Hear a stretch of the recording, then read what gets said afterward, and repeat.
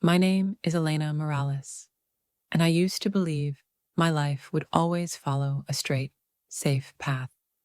I grew up in Tucson, Arizona, the daughter of two hardworking public school teachers.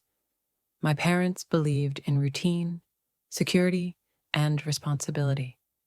They taught me to be cautious, to play it safe, and to earn stability one decision at a time. And for most of my life, I did exactly that. Graduated early, got a full-time job in accounting, bought a practical car, said no to every risk that didn't come with a 401k. But then one moment, one choice, changed everything. And it didn't happen in a dramatic way. It started with a calendar reminder. It was a Tuesday afternoon, mid-April.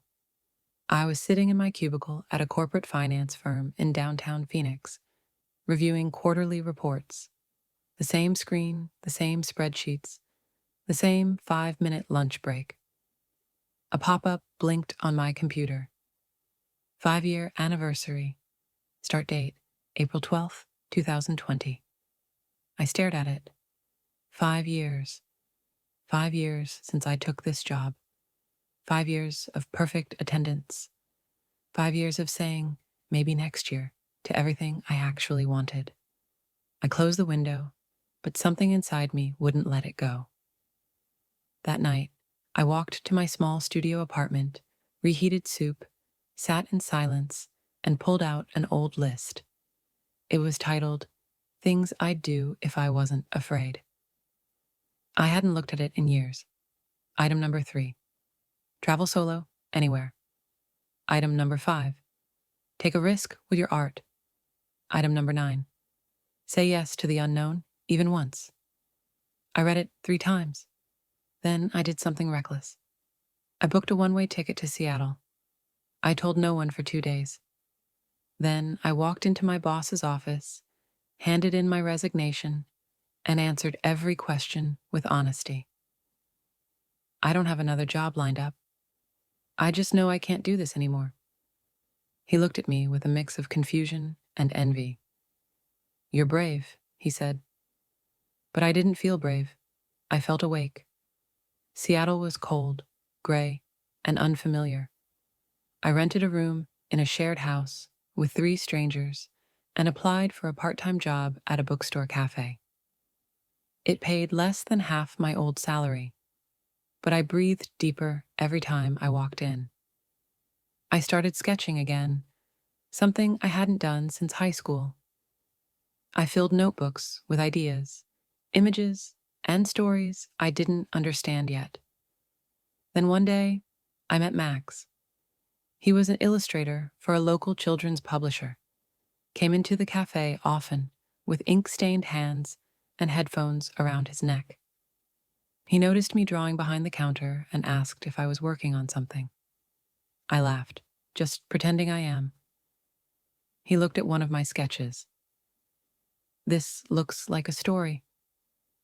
We started talking, first about art, then about everything. Max introduced me to a community I never knew existed, local creatives who met in library basements and coffee shops, who hosted open mic nights, who traded critique and encouragement like currency. One night, I read a short story aloud at a storytelling event. My hands trembled, my voice cracked, but people clapped, not out of politeness, out of connection. That was the night I realized I didn't want to just live. I wanted to create.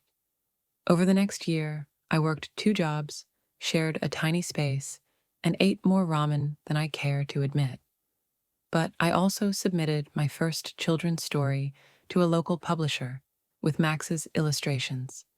And 3 months later, we got the email. We'd love to publish this. I cried on the floor of that bookstore cafe. Not because I had a contract, but because I finally felt like I was becoming who I was always meant to be. Today, I'm still in Seattle. My second book just launched. I lead weekend writing workshops for teens. Max and I now co-run a tiny creative studio that works with small publishers and nonprofits. It's not glamorous, but it's real. And every time I feel fear creeping in, I go back to that moment. The pop-up on my screen, the list in my drawer, and the plane ticket I bought without a plan. Because that one choice, it didn't just change my address or my job, it changed me.